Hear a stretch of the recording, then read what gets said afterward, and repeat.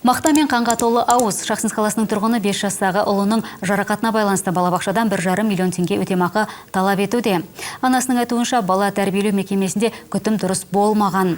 Енді ата-ана педагогтарға қандай шара қолданылғаны және моральдық зиянды өтеудің заңды мүмкіндігі бар жоғын тілшілеріміз анықтап көрді.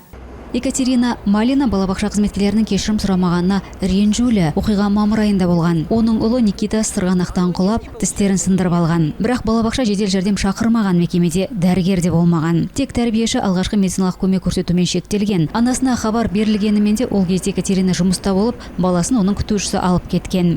Он пришел ко мне на работу. Ол менің жұмыс орныма келді, аузында қан толған мақта, өзі жылап тұр. Бұндай жағдай бұрын соңды болмаған. Баланың құлап кетуі, сыза түсуі, көгеруі, ондай кезде кейде жылайды, кейде жыламайды. Бірақ ол әдетте әрдайым жақсы күйде келетін, ал бұл жолы бәрі басқаша болды. Әрине мен қатты уайымдадым, қаншама жүйке тозды. Ал балабақша болса бұл жағдайға тіпті жауапты бермеді.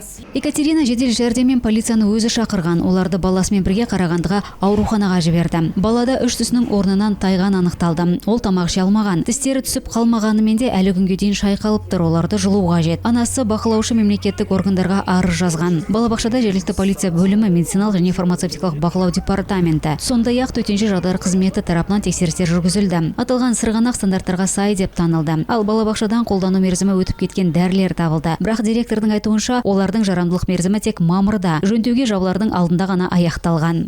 Полиция города Шахтинска возбудила. Шахтинск қаласының полициясы бұл оқиға бойынша іс қозғаған. Алайда баланың жарақатты абайсызда алғаны дәлелденіп, қылмыс құрамы болмағандықтан іс тоқтатылған.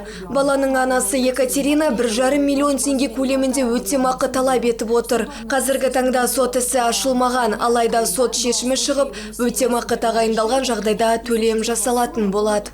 Тексерістерден кейін балабақша директоры, тәрбиешісі мен медицина қызметкерлеріне айыппұл салынды. Алайда директордың айтуынша, баланың анасынан келген талаптарды олар орындай алмайды. Мемлекеттік балабақша тек сот шешімі бойынша ғана өтемақы төлей алады. Садик в данном случае является... Балабақша қызмет көрсетуші мекеме, ал қызмет көрсетуші көрсетілетін қызметтердің қауіпсіздігіне жауап береді. Сондықтан сотқа жүгінуге мүмкіндік бар. Әсіресе балалардың қауіпсіздігіне жауапты тұлғалар, тәрбиеші, медицина қызметкері және басқалар жауапқа тартылған болса, дәлелдер жинаумен аса әуре болмай қоюға болады. Себебі бұл фактілердің өздері расталып отыр. Адвокаттың айтуынша, тіпті анасы сотта баласына жеңіл дәрежеде дене жарақаты келтірілгенін дәлелдесе де, мұндай дауларда сот үлкен көлемде өтемақы тағайындамайды. Әдетте төленетін сома 100 мың мен 300 мың теңге аралығында болады. Құралай Көбенова, Людмила Батюшкина, Ирина Ненашева, 5-ші арна.